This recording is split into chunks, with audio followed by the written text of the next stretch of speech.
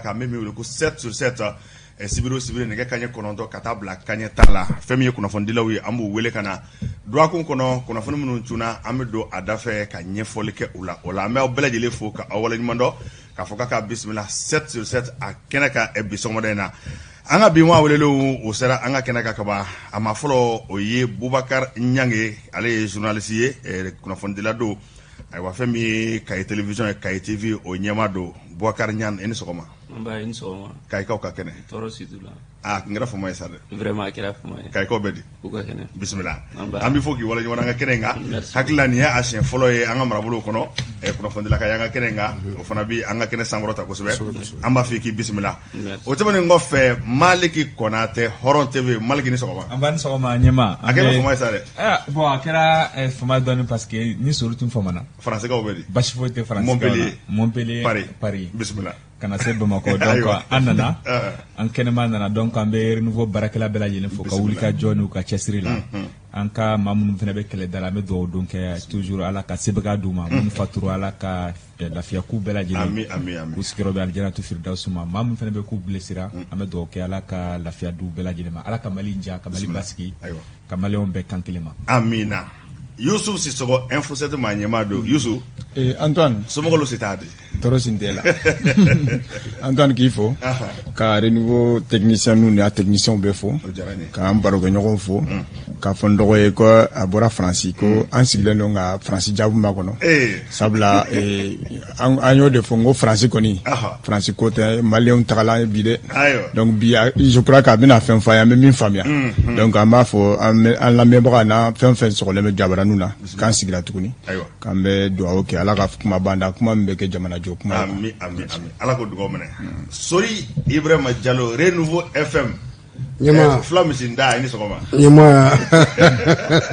Amadu i contaminé dɛ d'accord ɲɛma an b'i fo ka kaba yɛrɛ fo a bɛ yɔrɔ yɔrɔ la sanga in kɔnɔ Renouveau télé filɛbagaw minnu bɛ ka an lajɛ minnu bɛ k'an lamɛn k'u bɛɛ lajɛlen fo jamana marabagaw ka dugawu donkɛw ye Ala ka jamana ta fanga d'u ma ka dugawu donkɛ jamana yɛrɛ ye Ala k'an bɔ ni janfa la Ala kana an si to janfa la dɔgɔ Maliki ale fasara kunɲɔgɔn kelen dɔrɔn Faransi mais ɲɛ t'a la wa a bɔra Faransi ka na fasalen nalen don o b'a yira k'a fɔ fɛn ma sɔrɔ Faransi k'aw bɛɛ lajɛlen fo ka waleman dɔn lamɛndirɛjɛkulu hali bi Ala ka jamana basigi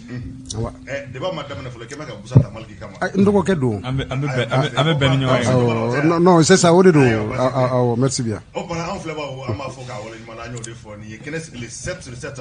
ayiwa an y'an ka maa welelenw jira aw la an bɛna kumakun min kan bi o bɛ taa kumakun saba fo ka se kumakun 4 ma fɛn min ye premier ministre Dr Choguel Kokala Mayiga a ye jalakili kuma minnu da ka Faransikaw sɛgɛrɛ an bɛna an da don o la kunnafonidila minnu bɛ yan bi olu ka hakilina ye mun ye o ko la o tɛmɛnen kɔfɛ ɲɔnɔ Assekɔrɔ Gwamɛ bi kosɛbɛ lakanabaliya ayiwa ja caman olu yera an ka diɲɛ kunnafonidi sira kura ninnu kan n'a fɔ ko réseaux sociaux kuma caman bi fɔ a ko bɛ danga jumɛn na kunnafonidilaw ye mun faamu a la an bɛna an da don o la o fana tɛmɛnen kɔfɛ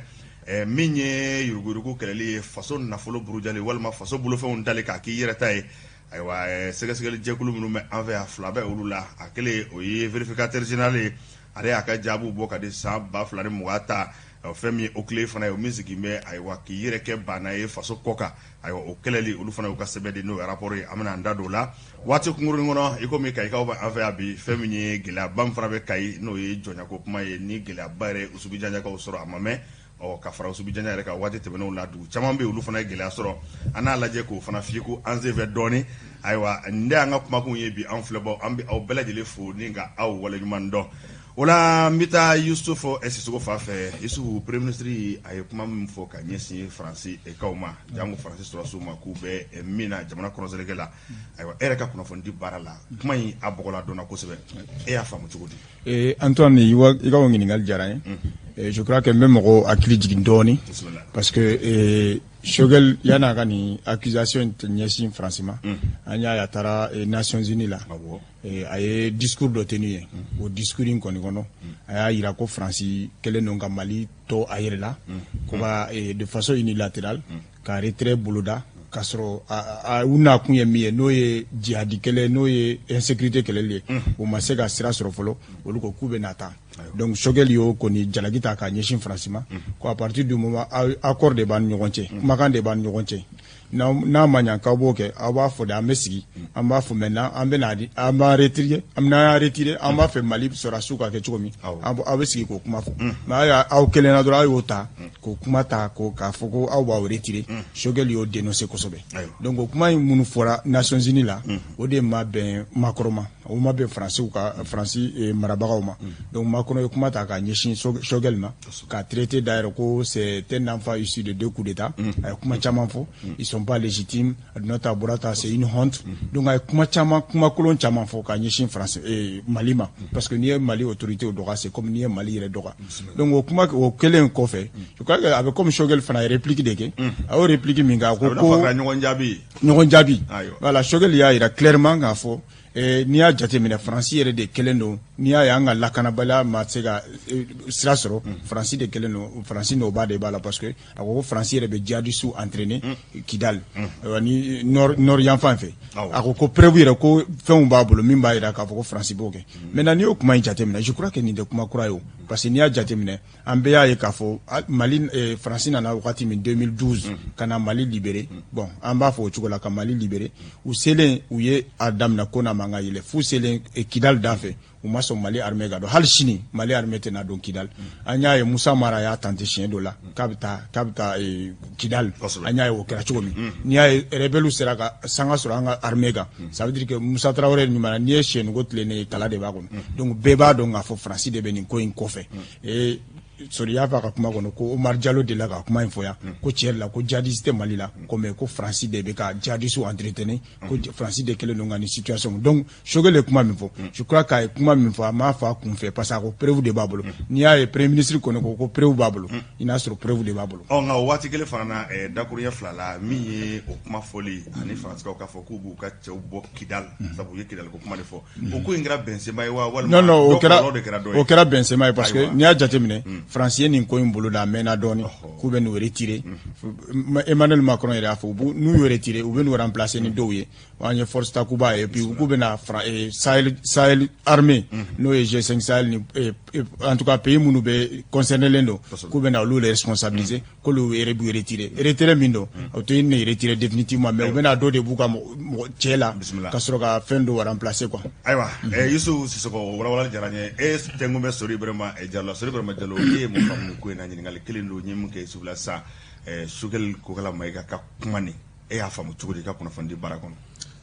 Bon kuma kura ma fɔ Choguel fɛ seulement mɔgɔ min y'a fɔ ale bɛ place min na a bɛ jɔyɔrɔ min na Mali kɔnɔ o de y'a to ni kuma yɛrɛ sanga sɔrɔ parce que Choguel taara min fɔ o an y'o ye depuis wagati jan. E b'a fɛ k'a fɔ min bɛ Malidenw kɔnɔ duguma Choguel bɔra n'o de sanfɛ wa. Exactement je crois aujourd'hui cɛw de bɛ an bolo Mali kɔnɔ cɛw de b'an bolo fasodenw de b'an bolo maliyɛnw de b'an bolo minnu yɛrɛ ni olu bɛ jamana yɛrɛ ɲɛfɛ jamana kɔnɔdenw ka kumakanw ka se yɔrɔ la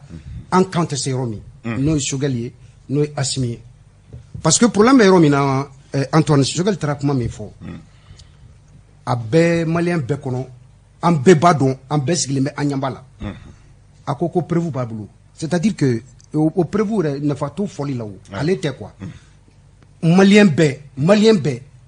min bɛ ka kɛ Kidal a preuve bɛ maliyɛn bɛɛ bolo Choguel kelen tɛ dɛ maliyɛn bɛɛ a bɛɛ bolo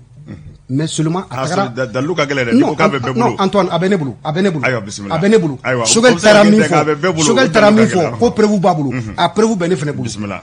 donc kuma kura ma fɔ Choguel fɛ mais seulement a taara fɔrɔ min na o de y'a fɔrɔ ye o de ye kuma yɛrɛ sanga sɔrɔ a taara Suisse Genève koriko kuma de tun bɛ yen mais a y'i profiter Isufu y'a fɔ Macron jaabili min kɛ Macron n'i y'a lajɛ Choguel den de don quoi n'o ko Choguel non ni Choguel mais Macron m'a fɔ ko c'est un enfant issu de 2 coups d'état ale man kan k'o kuma fɔ d'abord Choguel yɛrɛ ma o kelen Choguel b'ale sɔrɔ denya la donc n'i ko k'an ka bɔ kɔnɔ an bɛ bɔ kɔnɔ Antoine min fɔra min bɛ ka kɛ Kidal ce n'est secret pour personne. Awɔ nka o bɔli Kidal o ni Benzema don wa. Non accord de coopération de bɛ an ni ɲɔgɔn cɛ ni aw bɛ bɔ Kidal jamana fila ni ɲɔgɔn cɛ ni bɛnkan bɛ yen aw b'aw sigi aw bɛ bɛnkan aw b'a kuma fɔ mais pas lors d'un sommet où tu te permets de dire k'a fɔ aw b'aw retirer sans que o jamana min bɛnkan bi ni jamana min cɛ sigi k'a fɔ i ma ɲɛfɔli foyi k'a ni jamana ye mais c'est une insulte que cela soit clair donc Choguel tagara min fɔ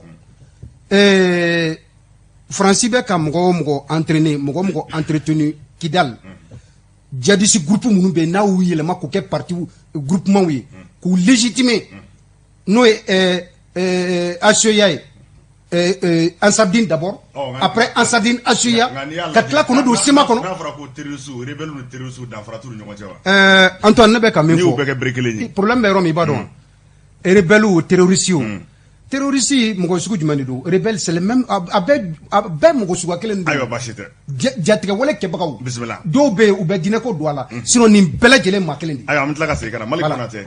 Hɔrɔn TV an bɔra ka tabali minnu san an sen bɛ ma ayiwa Choguel ka kuma ninnu kunnafoni ko la a carina fa bɛɛ lajɛlen fɛ sigikafɔ kɛra fɛn caman fɔra la e y'a ye cogo di Bon, d'abord, on me fait un contexte.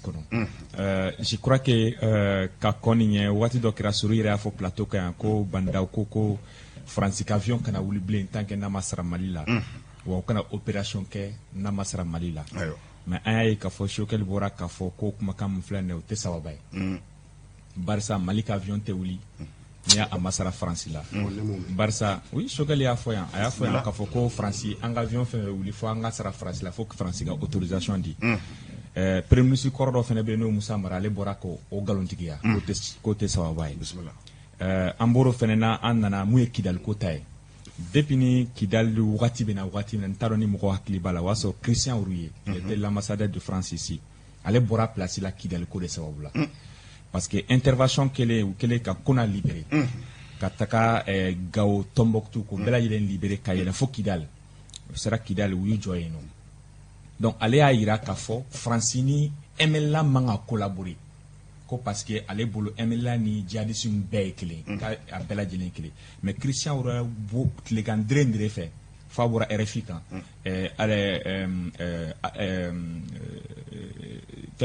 fatura fa tun bɛ Afrique Midi kɛ ale y'a yira Laurent Sadou ka émission de la o de y'a annoncé ko Christian Rouye a appelé Laurent Fabius fɛ parce que a sababu kɛra nin ye en même temps France de fɛnɛ na olu ye enquête kɛ c'est en ce moment Christian Rouye ka sɔrɔ ka version fɔ kun jumɛn na ale bɔra ambassadeur la a sababu kɛra nin ye a wagati la an bɛɛ lajɛlen y'an sigi k'a lajɛ o kɔfɛ o fɛnɛ kelen an tila ka ɲɔgɔn tuguni France marabagaw olu y'a yira k'a fɔ olu ni MLA collabora parce que olu ka otage bɛ Kidal kɔnɔna c'est pour cela que ni mɔgɔ min ko k'a fɔ bibi na ko France ka intérêt tɛ yan France mana k'a fɔ ko maliyɛnw k'anw ye maliyɛnw ye France mana k'a fɔ parce que ko Afrique de l'Ouest pays dɔ don k'an n'a dɛmɛ mais France nana ka intérêt de défend o diɲɛ fan bɛɛ diɲɛ yɛrɛ taabolo y'o ye diɲɛ taabolo ye maintenant o kɛra o wagati la fɛn ma fɔ ka na élection présidentielle kɛ ten anw ka ɲɛmɔgɔw ma fɛn fɔ bɛɛ lajɛlen sigi tɛ k'a lajɛ a wagati la mɔgɔ min wulila ka wuli ka jɔ kɛ c'était docteur Oumar Marko mais a taara élection na an y'a ye hali députation laban min kɛra an y'a ye a ka circonscription a cira yen nɔ donc finalement ne bɛ n yɛrɛ ɲininka en même temps n'i y'a ta k'a lajɛ ko France ka retrait kɛ kɔrɔ yɛrɛ y'a fɔ ka kuma kɔnɔ kuma daminɛ na ko France ko Choguel France y'i fori ka bɔ ka sɔrɔ a ma sara Mali la mais a ka kuma laban a tila ka rectifier ko a tun programmé depuis très longtemps k'u y'a kumaw kɛ k'u bɛ retrait kɛ donc cela veut dire que kuma fila bɛ ɲɔgɔn cɛ ne bɛ fɛ ka mun fɔ dɔrɔn nin bɛɛ lajɛlen na an bɛ ka nin bɛɛ lajɛlen fɔ prévu bɛ yen nin bɛ ten munna an ka autorités b'u sigi k'a lajɛ walima mun de bɛ yen u tɛ se ka mun fɔ maliyɛnw ye oui prévu bɛ yen France kelen ka bɛ ka djihadistes former mais ça fait 8 ans maintenant an ka maaw de bɛ ka sa an bɛna an da don ɲɔnɔ ta la sisan an bɛ ka taa fo Kayi n'i y'o bɛɛ lajɛlen ta k'a lajɛ k'o bɛɛ lajɛlen bɛ kɛ ale Choguel kelen min filɛ nin a tun bɛ ministériya la waati dɔ la il était porte-parole du gouvernement mais pourquoi il a attendu tous ces moments ka nin bɛɛ lajɛlen to waati min na e ye gouvernement ka ɲɛmaa e ye gouvernement ka porte-parole ye gouvernement ka da o prévu bɛ yen depuis o wagati la e m'o fɔ fo y'o bila fo waati la maa joli sara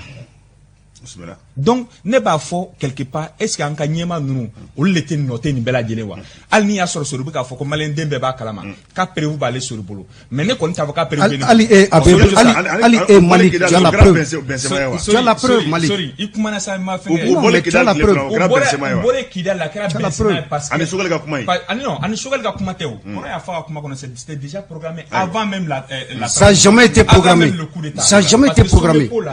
Sorry, fɛnw bɛ yen o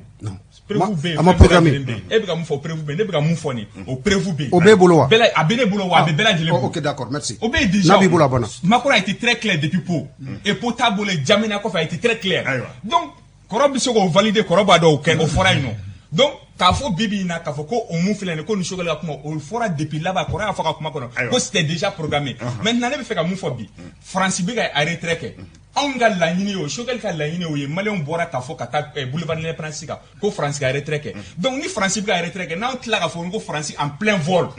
ko France y'an bila k'an bila ka bin mais yanni France k'an bila ka bin anw ye parachute jumɛn ta k'o bila an kan na n'a y'an bila ka bin don min na an ma labɛn san 8 France b'an fɛ yan dialyse bɛ ka anw ye mun de labɛn kɛ yanni France ka an ɲɔni ka bɔ avion kɔnɔ c'est ça la question. Basi tɛ Malik Konate an y'o faamuya Boubacar Niane ale ye kunnafonidila ye Kayi télévision Kayi TV o ɲɛmaa don ayiwa Boubacar Niane nin ko in bɛ danga mun na ɲininkali kelen don e ye mun faamu nin ko in na. Merci beaucoup. Bon, je pense que contexte koni sigira parce que Koroa a un peu quand même balisé le contexte mais ne yɛrɛ ye mun faamu quand les gens parlent d'accusation à la France pour moi aujourd'hui je pense que Souri un peu a expliqué c'est-à-dire que mɔgɔ min y'a fɔ o de ye cɔkɛli ye hakili la an ka autorité o de tun b'a jɛ c'est-à-dire que tuma bɛɛ anw b'a fɔ France de nɔ b'a la France t'an dɛmɛ etc. mais on n'a jamais entendu officiellement nos autorités, les plus hautes autorités dire officiellement ce qui se passe. Et aujourd'hui je pense que si ça fait très mal même à la France c'est parce que cette fois-ci la an ka autorité wula k'a fɔ et puis a taara fɔ yɔrɔ min na tribune na je pense que o de ye ni écho in bɛɛ d'a ma. Et puis, c'est normal. Moi, je ne vais pas en compte-pied contre mon frère Malik, mais la réalité aujourd'hui, je ne pense pas que Choguel va dire que lui, il sait que la France est responsable. Je crois qu'à Genève, que Mogotiseka faut y France qu'elle est directement, parce qu'il y a un France, quand France est en colonisé, etc. Mais, Wati Dofanabeke, c'est vrai qu'il y a un moi, je ne peux pas comprendre. Depuis 2012, à peu près 10 ans, on est en France, bien une force qu'on connaît tout le monde ici, qu'a fait qu'au lieu de faire la solution soro ni affaire ina. Malgré yafo, il dit que où y a un Europe libéré, qu'on a libéré, qu'on libéré, mais aussi Kidal, ils se sont. Au Kera. Et l'ambassadeur même nous rappelle là, a réafo. Et aujourd'hui, la France même reconnaît qu'elle a eu quelque part tort. Si l'ambassadeur a dit ça, on sait qu'aujourd'hui, il y a un véritable problème. Parce que France, ou Otasi, nous avons intérêt, Otasi de Ronté, même les ressources minières qu'on parle, ou intérêt bien. Ou nano ode kama ode yato u ye kigali o nga ne ko nano kama sisan ni u ka nafa be ko dugujukɔrɔ nafolo be n'a fɔ o meme ka fɔ yalama u ko kuma kɛ ni Mali ma ɲɛmɔgɔw ye nafa b'o de la wa k'o kɛ ni sigidalamaw ye. Exactement, c'est ça l'erreur que la France a commis. C'est que France est erreur qui est fana parce que France a pensé que est-ce que en faisant un peu le pacte avec le MNLA ou l'utuna ni besoro. L'ambassadeur a dit, il a écrit pratiquement plus de 20 pages par rapport à ça. Mais maintenant, le vrai problème, c'est ça. Donc, il y a une erreur que la France, jusque-là, n'arrive pas à assumer, c'est-à-dire les plus hautes autorités. Macron, aujourd'hui, on sait ce qui s'est passé par rapport à tout ça. À Emoufo, sur le plan diplomatie, dire que Choguel, en tout cas, est ici de coup d'État, je pense que à propos nous, je crois même Madame Diko l'a recadré par rapport à ça. Choguel ko wala ye kuma min fɔ nin ye juru cɔrɔlen don ani faransi cɛ ka kɔrɔ ni kuma min fana nane filɛ don ala ne e bolo ni kuma in ta fɔ min dakuruɲɛ fila kuma in kɔlɔlɔ nazara ko ma ko conséquence. Non, il y a pas, il y aura, c'est-à-dire que conséquence c'est que n'an dade autorité Mali autorité tout dade en conséquence dongo do an ka mɔgɔw bɛ sa la. On a filɛ ka min fɔ no mina mun bɔ ko la. Non, faut être bas là. C'est-à-dire que si nous, les Maliens, nous acceptons de soutenir Tchokel, pas Tchokel, moi je ne vois pas Tchokel, je ne vois pas Assim. Si nous acceptons de soutenir aujourd'hui cette autorité de transition, je suis sûr et certain que conséquence itede abena ke effet positif de ambulo aywa ami bo ko nala limana nya fana to mna kuma ku sababe ambulo minye wati abeka buldoni nambora kuma ku ngondana Yusuf Sisoko aywa ambi kidal ko mbla meta nyono lakana bali abaya juru kele alno ya soro français ta kuma de ka kidal ko sebe nanji gina na chamanje bolo fe segu marala nyono aywa ko gele ababe bi jango sumo tigale dale feme sigdala mo yenno u ka fe be yesuma ko de mimi sene o de bidun bibi na anye jamnu nyana ye kuna fonu nu me aywa ni anga to mo ka bolo ko nta o nyina ma yare bane pe aywa iye ko je tugo di sabu a jaw charna fa be kuma cha Antoine yani gi ga ngini ngal jabi le fe ga fitinin de fara nyemi fo ga koro isu wati ka bolle mi e france tay me fe ga fo dogo maliki ale be ga fen nyakami parce que France yani coup d'état kake ani France coup d'état ko fait contexte changera et deuxièmement me fait la même fois France ka boli inte foyer parce que tout simplement Mali a décidé de façon souveraine de se tourner vers d'autres puissances au déclin donc Macron bla dans tous ces états parce que France en réalité ni pays a pays nous coloniser nous le France te foyer pour la bonne preuve est que la France est premier pays exportateur d'uranium alors que la France ne produit pas de l'uranium. Donc, me fait la même faudra. Tout simplement, c'est que France Bébi, Macron a reçu des gifles. Australie, ani Malita, Ode Kunenta Febi. Alors, Mali doit mettre Minabi, on sait à reculer tourner face à la France. Mais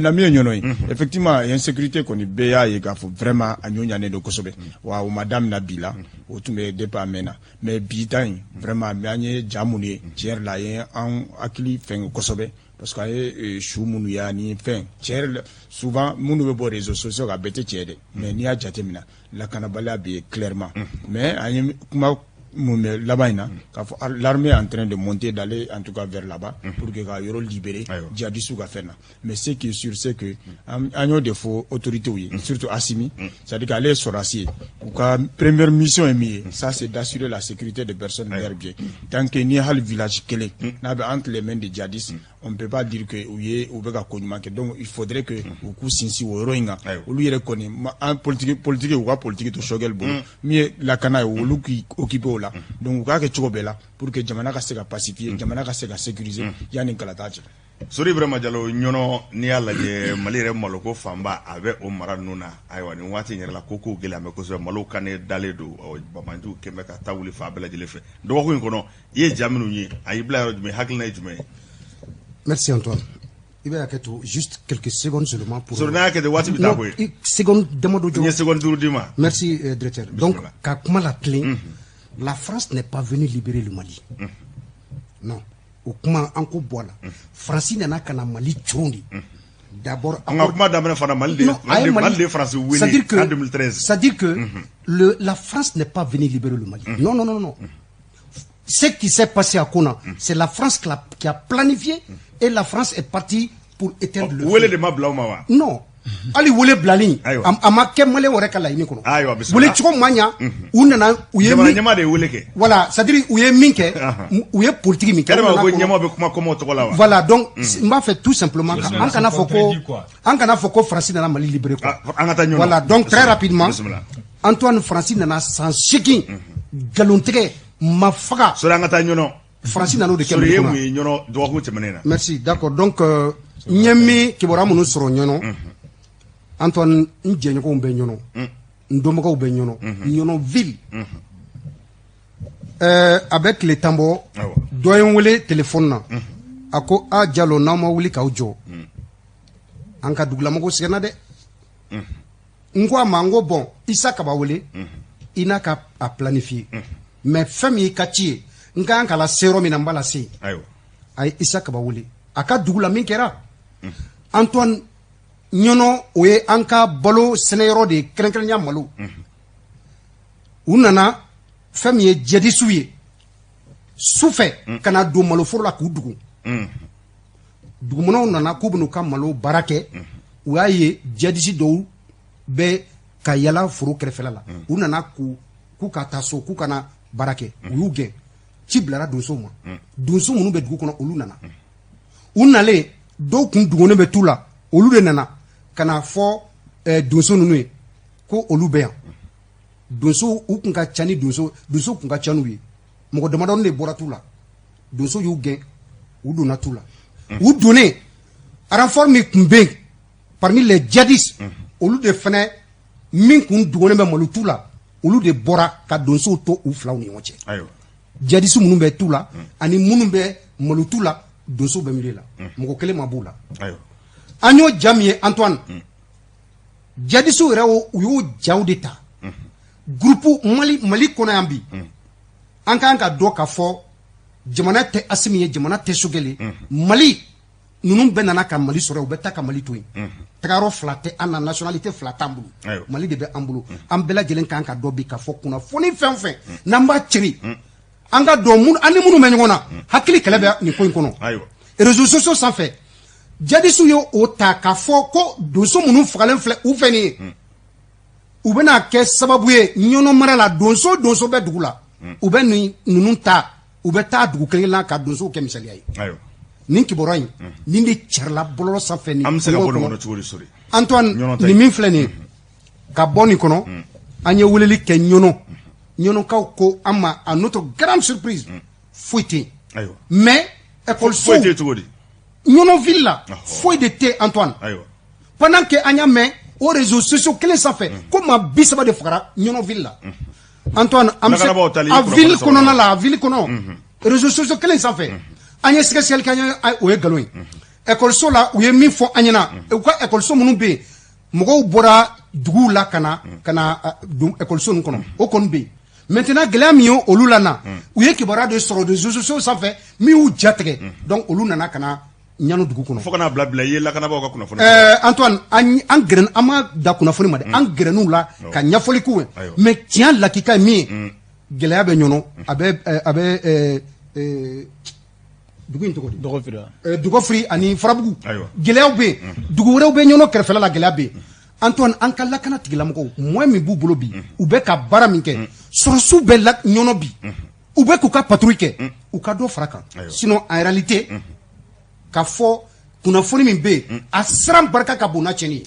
tiɲɛ tɔgɔ Mahamadu an y'o faamu Maliki Konate ɲɔnɔko in a kuma cette fois-ci j'ai retrouvé Sori bismillah n ye Sori sɔrɔ a ka hukumu kɔnɔna na parce que fɛn min fɔ il a relaté les faits mun bɛ ka kɛ sur le terrain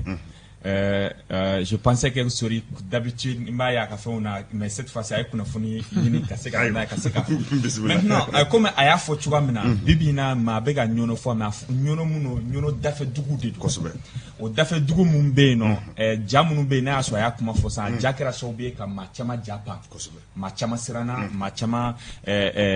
siranna a ko ɲɛ o de kosɔn u ye wulikajɔ kɛ k'u ka minɛnw cɛ k'u kun da ville kan mais ko in gɛlɛma yɔrɔ yɛrɛ ye mun ye o ye toujours Sori y'a fɔ cogo min na o bɔlɔlɔ sanfɛla ko in ye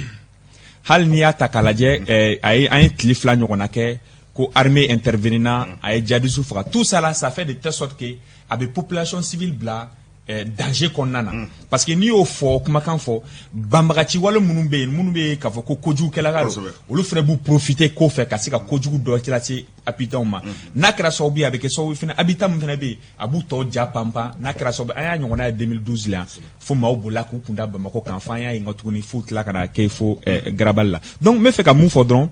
nin yɔrɔ la a zone là c'est très sensible parce que k'a fɔ ko armée ka intervenir immédiatement a bɛ gɛlɛya c'est comme Farabugu ta ɲɔgɔnna don parce que armée tɛ se k'a fɔ k'a bɛ intervenir a zone na cogo si n'a tɛna kɛ tiɲɛni ye fan dɔ fɛ donc o ɲuman min a bɛ kɛ ni hakilisigi ni basigi de ye ani fɛnɛ jamana kɔnɔdenw minnu bɛ yen nɔ k'a fɔ population minnu bɛ yen olu fɛnɛ ka accompagnement ka se ka kɛ de telle sorte que armée bɛ se ka don de telle sorte que pour que u bɛ se ka fɛn ninnu libérer mais n'a fɔra k'u bɛ taa biso parce que Sori y'a fɔ cogo min na u bɛ ten zone in nka bolo tɛ se ka da jako in kan wa réseau ko min filɛ bolo tɛ se ka da kan bolo bɛ se ka da kan mais problème bɛ yɔrɔ min na Antoine directeur ne bɛ mun f'i ɲɛna bibi in na n'i y'a ta k'a lajɛ maa minnu yɛrɛ b'a ja bila i bɛ taa sɔrɔ gouvernement ka ma formé len don i bɛ taa sɔrɔ olu jigɔrɔma dondonbaga yɛrɛ ye minnu bɛ fanga la depuis ni Ibrahim Boubacar Keïta ka parti la fo sisan taa page fɛn bɛɛ la i bɛ taa sɔrɔ a bɛɛ jigɔrɔ nafa ye jumɛn olu ma bon parce que problème yɔrɔ min na réseaux sociaux la a utilisation n b'a utiliser ani n b'a utilisation cogo dɔn ça fait 2 c'est pour ça que i bɛ mɔgɔ caman ye ou ka page Facebook ou bien ou ka fɛn dɔ bɛ yen nɔ a bɛ bloquer wala fɛn dɔ kɛ parce que u ta utilisation no n ka jamu bila n man ka jamu bila ani fɛnɛ dɔw yɛrɛ kɔnɔ k'a fɔ ne ye nin bila a bɛ gouvernement de ta gouvernement t'a dɔn b'a fɔ a bɛ gouvernement de dɛmɛ alors que a bɛ gouvernement tɔ kɔ kari donc o faut k'o bɛɛ de ka jateminɛ donc n'o ma jateminɛ a bɛ kɛ sababu ye a bɛ kɛ tiɲɛni ye parce que maaw jaw bɛ pan so ne kuma min fɔ video kelen de bɔra o video kelen bɔra depuis n'o kɛra population yɛrɛ bɛɛ ja wulila an bɛ boli an bɛ taga dugu kɔnɔna na donc u nana dɔ minnu nana ɲɔnɔ kɔnɔ olu nana mais kunun ne yɛrɛ ye maa wele mun bɛ ɲɔnɔ ale yɛrɛ ka fɔ la k'a fɔ tasuma bila olu ka dugu la ale yɛrɛ grand frère sara a somɔgɔ dɔw sara a ko la mais faut que o de k'a lajɛ o mɔgɔ minnu bɛ yen olu fana ka bila u ka hakɛ kɔnɔna na donc n'o kɛra sababu ye i b'a ye k'a fɔ a ko bɛ da a k'i n'a fɔ Ogo Sagu ta kɔfɛ maa minnu nana k'a fɔ blessé minnu bɛ yen yala u bilar'u ka hakɛ kɔnɔna na wa donc ni jamana sera k'o sugu min kɛ i b'a ye a bɛ kɛ sababu ye ka dɔ bɔ ko dɔ la parce que kɛlɛ fɛn problème min ye c'est à dire a k'i n'a fɔ wagati min na i b'a fɔ k'a fɔ ko bi an bɛ bi la ninnu fɛn fɛn filɛ nin ye ninnu bɛɛ lajɛlen bɛ se ka kɛ sini maa murutilenw ye k'a fɔ u b'a fɔ ko ye maa murutilen parce que binkiriw somɔgɔw dimi b'u kɔnɔ binkiriw somɔgɔw kan fɛn ma kɛ u ma bila u ka hakɛ kɔnɔ donc olu fana b'a fɔ k'u b'u dimi nabɔ donc o fana bɛ se ka kɛ maa murutilen donc pour que ka se k'o ko bɛɛ lajɛlen ban faut que nin bɛɛ lajɛlen jamana ka se ka kɛ minnu bila bɔnɛniw ka ko la ka se k'o bila u ka hakɛ kɔnɔ na en même temps fɛɛrɛ jumɛn bɛ se ka tigɛ cogoya min na ka se ka zone nin protéger parce que mɔgɔw ka malo de bɛ ka jeni mɔgɔw ka balo de bɛ ka jeni ani fɛnɛ mun ye bangaliko ye u bɛna dugu kɔnɔ k'u servi de u b'u ka balo ta n'u y'u ka balo ta a tɔ la u b'olu jeni ka taga n'u kan ka tiɲɛni kɛ u b'o tiɲɛni kɛ ka taga donc il faut k'o de ka kɛ cogo min na a kana kɛ bi ta ye bi ye sini ma minnu bɛ yen k'a fɔ k'olu tɛ jamana jugu la olu ka tɛna tila bila jamana jugu la nkɔ tuguni. ayiwa o faamuna Mali Konate Boubacar Niane ɲɔnɔ ko a gɛlɛyara kosɛbɛ e ye Kayi TV directeur ye aw ye ko in ye cogo di a y'a faamu cogo di a ka kunnafoni ɲiniw la. Ok, merci beaucoup. Bon, je pense que un BA suit pour les autres et comme Mbetoga Moufo, le Mali ne se limite pas à Bamako seulement et au parce que nous, c'est une suite logique de ce qui se passe aujourd'hui. Nia Diatemna, Ambediadisme, c'est beaucoup plus local. Souvent, on est même en train de confondre, même souvent les conflits entre nous et le djihadisme. On le dit. Et problème est en bas, imagine, c'est vrai, do est galoé, à do fana mais maintenant, il n'y a pas de à photo au débat. Ni boulot, bi réseaux sociaux, maliens, à ma utilisation femme. J'ai vu beaucoup quand même aujourd'hui que on a nommé jamana famo tse ka boloda ko ka wasa akana se ka charitugo bela tawa mais bien sûr j'ai vu que la maison de la presse aujourd'hui est en train de ça va un jamana do yeminu nga bo Mali yeminu ma ka tane Mali nga fendi bo oluka jawla ka chari ni amaseke wala manu ma blaka tame oreato nya mtumena se odema maison de la presse be dola mais bi ne bolo Mali comment amena comment corruption ko la asimi mu for la lutte implacable contre la corruption. Moi je pense que à lutte follow même pour que corruption lutte gagne c'était d'abord de mener une lutte implacable contre ces réseaux sociaux.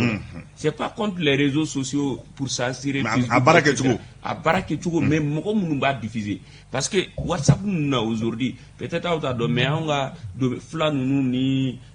comment ça s'appelle Maracao etc. C'est-à-dire qu'aujourd'hui ça nous sert nous au lieu entre nous dans le cadre du développement beba do anga réseau on utilise pour le développement mais otaira ka foko akabama mais aujourd'hui jom kanka kuna funindi jom manka di Facebook kan jom kanka page d'aile pour une information jom manka d'aile tant que ni état mo o de barake folo faka donner des nimbla ikango jabi et puis jomba jabi c'est que bi ibe mo do de yedron ils se disent journalistes ils se disent informateurs ou be faire un ta ou pas et aujourd'hui c'est les plus suivis. Malheureusement, Maliki ils sont entretenus par le pouvoir. Bien sûr. Et d'autres sont entretenus aussi par l'extérieur. Voilà, pour final, erreur c'est-à-dire que bi, Ali Biwa Folako, Touré, le procureur de commune 4 là, avait fait Nebulo, Ali Biwa, ma stratégie de Damna, pour demander à chacun quand tu publies, tu es le seul responsable par rapport à ça. Le faux profil. Ambi Fogi Wala, on flève Wati Walaka Buldoni, Aya Majralaka for Mamou Mambo Corbi 7 sur 7 là, où Boubacar Niane, Ale Kayi TV, Nyama et Kassé, Maliki Konate Mahoron TV, Youssouf Sissoko, Info 7 Sori Ibrahima Diallo Renouveau FM 7 sur 7 an bɛ kumakun saba de b'an bolo an y'a fɔ Sogɛli ye kuma minnu fɔ ka ɲɛsin faransi ma an y'an da don la k'an da don ɲɔnɔko la ayiwa belebele dɔ wɛrɛ fana bɛ yen an bɛna an da don min na sisan o ye Mali yurukuruku ko ye réseaux sociaux ko min tun bɛ fɛ ka fɛn fitinin dɔ fɔ dɔrɔn an t'o kɛ seconde damadɔ waati bɛ ka taa technicien ma waati bɛ ka taa c'est-à-dire parce que réseaux sociaux là c'est pas k'a fɔ ko gouvernement ka censurer n'i ye jamana dɔw ta i b'a ye k'a fɔ vidéo dɔw bɛ yen nɔ i mana kɛ cogo o cogo hali connexion b'i bolo ça passe pas a tɛ se ka publier o bɛ se ka kɛ par exemple ni djihadistes mɔgɔw ka drapeau noir bɛ image o image la Facebook yɛrɛ même supprime ça n'i y'a publier soit u b'i ka compte bloqué walima e même supprime donc o n'a ɲɔgɔnna caman bɛ se ka kɛ o politiques bɛ se ka kɛ c'est-à-dire i bɛ se ka n t'a dɔn n b'a fɔ cogo min na mot clé dɔw kɛ n'olu fɛnw bɛ yen nɔ automatiquement a bɛ supprimer i t'a Dubaï kɛ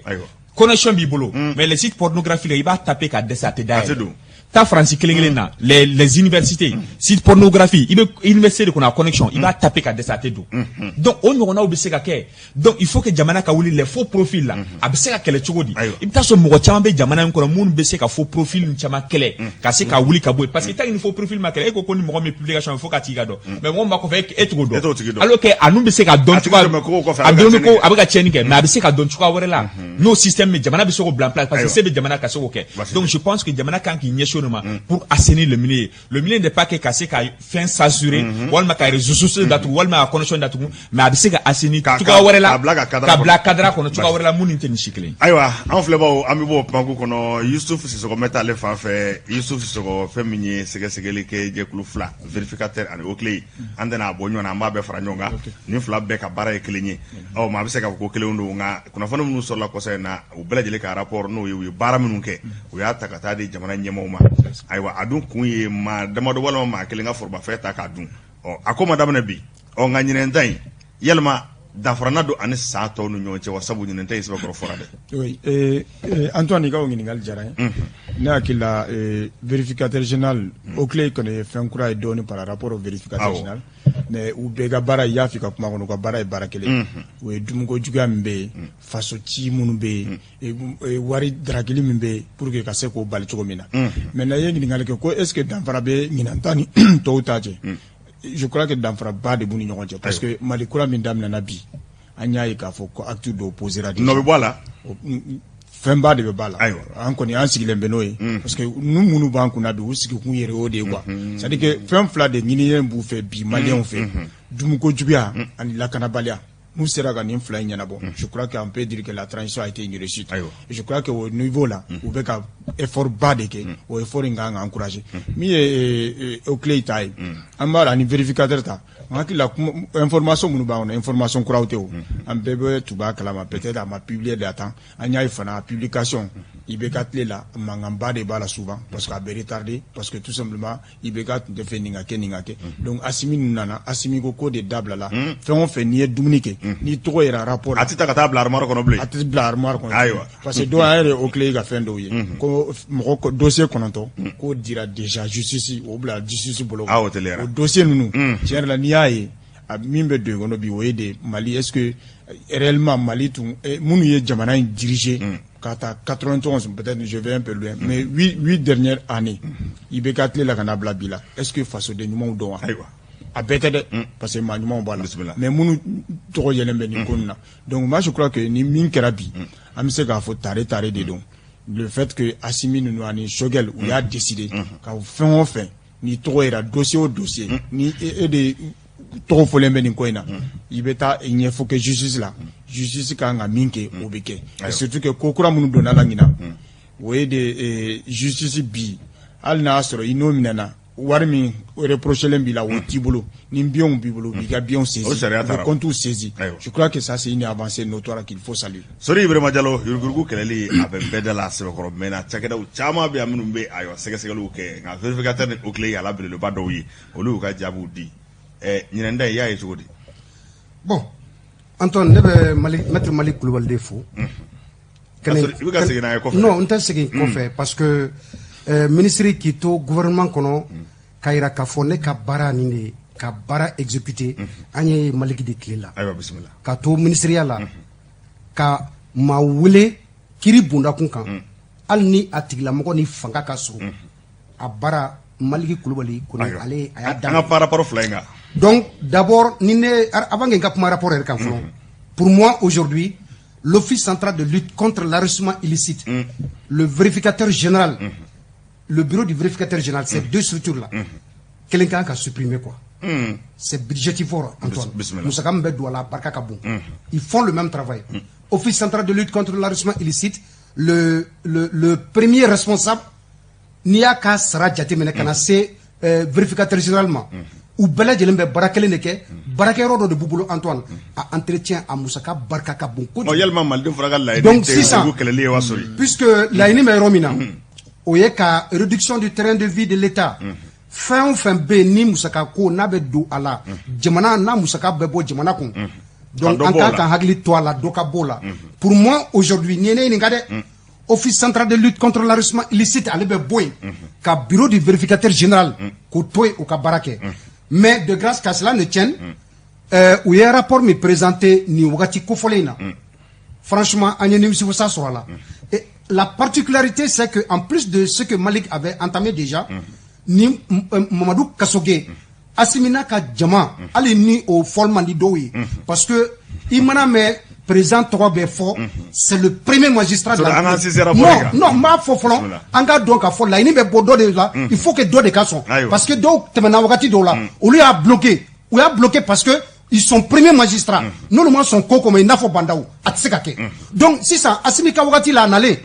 Mamadou Kassoge bureau de vérificateur général rapport min dira ma 2020 avant 2020 do dirao mais bimiye bara min be ka ke Antoine anye nimiti usasro ale kadja folo anye mgo miye no oye 2014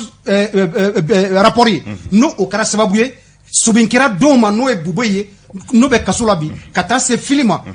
ali kadan oluma folo amiri la mingun sekake no kera franchement espoir be mali bolo anka bo ni kelen ka kele fadan aywa mali ko late sorugo ko jiga yumambe sabu ko nyamo sona akelelema ya rapport ni togodi afla bon ye rapport ni togodi ma fo folo suru ni na ku fla ka barati kelen sorugo famia au clé ni bureau du vérificateur général ka barati kelen vérificateur général ka barami les institutions les administrations on be baraka administration ka waru be anga foroba chaw anga chake daw bara waru be ta rojme a donandaj me fe kasiko nyeni ko kuna nyenye don kasiko rapport di o clé taimi keren na ma mensiso orokan o de fonctionnaire mbe ka fo kube barala u be barala en même temps u ka nanfolo be ke chogodi anu u be ka bara wara jumon ke anu be ka nanfolo do yoro na kasika o konu wala uyere kasika laje ni ata kalaje o clé ka rapport la ibe so be jayala parce que u be ta enquête ko bela jelinga kasaka so ebe mbarana so bi bolo ni foro bi bolo u to be jauta kalaje iyo bien bo mais ko son iba e wakati de la manga kerala ko o clé ka bara parce que abeka segeli ke barakala were ka soro siraka donc ka fo sorina o clé ka bara ala ni vérificateur ka bara donc maintenant me ga mun ko fi ame domina ko bi ne ma fo vérificateur tseka ke mais ame domina ko bi o ka bara o tekele o danfara na do nyenta no danfara be do danfara tout no che sa vérificateur ba ka rapport di sa c'est le même cas ane be mino fa awali yali aki bala ka fo danfara be se ka do ani santo o ta no che la parce que danfara do na Antoine bismillah maliki rapport dira l'autre jour mais o mo be kasola o be kasola amérité comme nous met del kata kasola nous tara kasola o ta danfara do sori aga to point maliki mais ne tara maliki ta fait ko fo bismillah maliki maintenant rapport dira l'autre jour au clé ka rapport dira kunashin je crois que près déjeuner de presse là ni sori retunte ma kila ka fo ayo duguni je donc o rapport dira olu mu dira kosaina ambe se ka fo danfara be se ka do anu to taje parce que nous dira kosaina o bara wore madame folo donc vérificateur ka rapport dira simma au clé fene ta fene bora l'autre jour donc o bara wore madame folo kuma te ko ka se justice ma donc ne kambori ma o de question poser ne ko mais mu yetemeni o bara damene déjà do be kasula do menele no do ga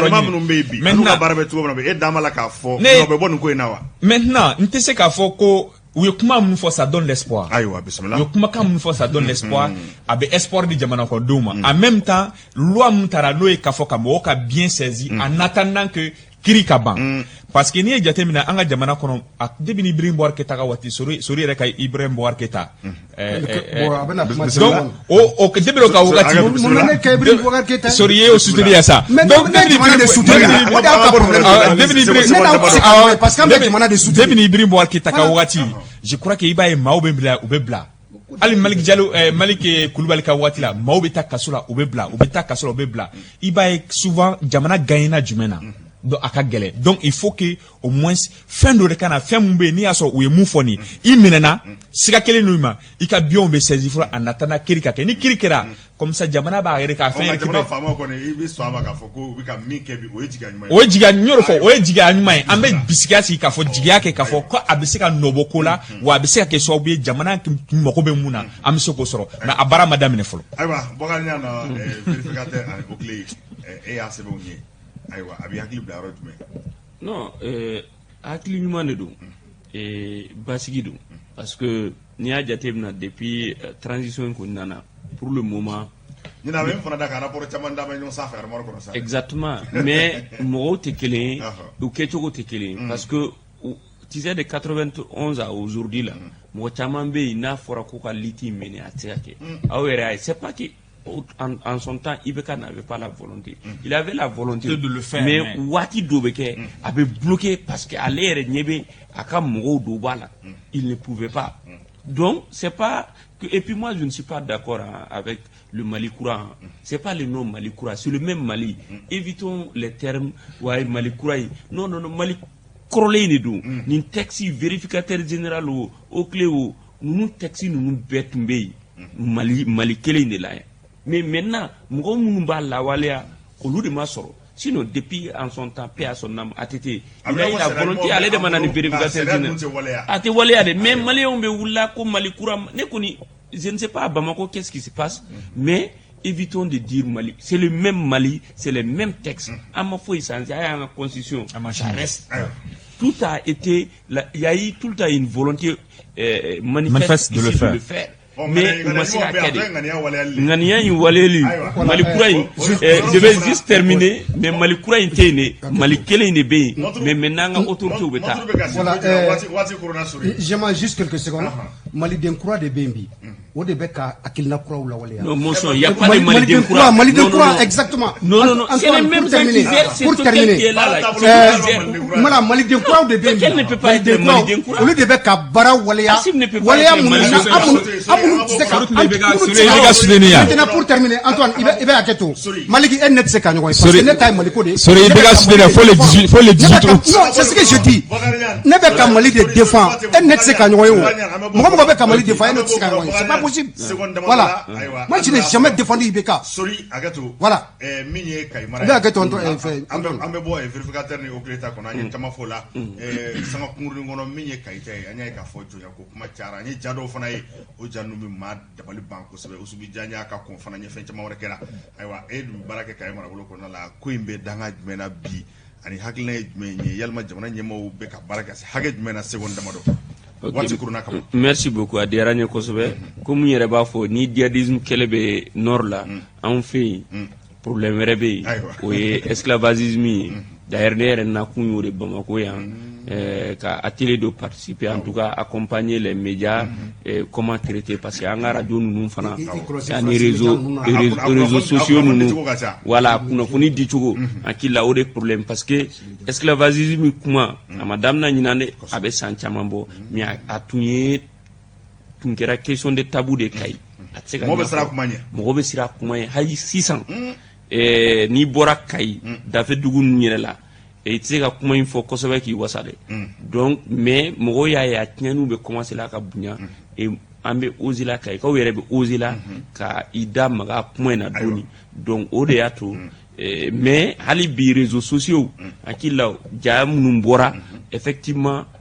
nyabala mais a chama fana be et en croissant là parce que c'était fait pour envenimer un peu la situation. Oui, aïe radio, je crois que nos chamambala, raison pour laquelle on est en train de voir les formes parce que communication a fait une flade esclavagisme tu vas ou va mirichukumna ani on va te kelen tɛ de o de y'a to u b'a fɔ laada i n'a fɔ n'a fɔra ko mɔgɔ ma nin ye jeli ye nin ye jɔn ye nin ye fɛn ye minisiri yɛrɛ y'a fɔ o don na il faut que an ka se ka sixième traité ka ɲa cogoya dɔ la sinon ne bolo a bɛ juguya ni hali djihadisme ye. Très rapidement Motoro bɛ ka sifuru jira. Voilà, parce que nye au dossier si doni parce que munu yɛrɛ acteur u taara fɔ n ka bureau kɔnɔ u ye explication dɔ diya effectivement ɲani y'a fɔ cogo min c'est une réalité Oussoubidiania fan fɛ mais n'i y'a jateminɛ je crois que halisa réseaux sociaux y'a la ce niveau dɔ ma a ma s'o niveau ma mais c'est une réalité parce que dɔw bɛ yen olu ko k'olu b'u ka yɛrɛma hɔrɔnya ta ko n yɛrɛ daminɛna 22 septembre fêti donc jɔnw ko minnu ye jɔnw ye entre guillemets olu ko k'olu tɛ fêti kɛ ni hɔrɔnw ye k'olu fana b'u ka yɛlɛma hɔrɔnya fêti k'olu b'o kɛ donc au lieu de faire ça le 22 ils ont fait ça le 27 septembre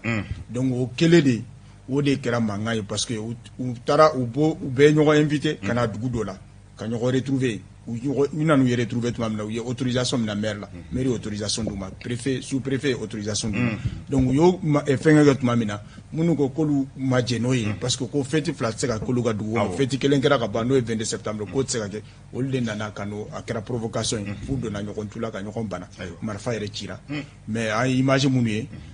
c'est le contraire parce que dɔw ko hɔrɔnw ye jɔnw siri c'est tout à fait le contraire jɔnw de tun ye hɔrɔn dɔw siri ka bugɔli kɛ minnu bugɔra fana u ma sa quoi dɔw kelen kɔni a kɛra cogo cogo mɔgɔ kelen di bɔnna mais pour être tout à fait complet donc a fɛn min don n'a ɲani y'a fɔ cogo min an k'a lajɛ k'a lajɛ ɲama jɔlen na voilà ayiwa Sori ka se ka seconde damadɔ fara o kan d'accord ne bɛ min fɔ nin na dɔrɔn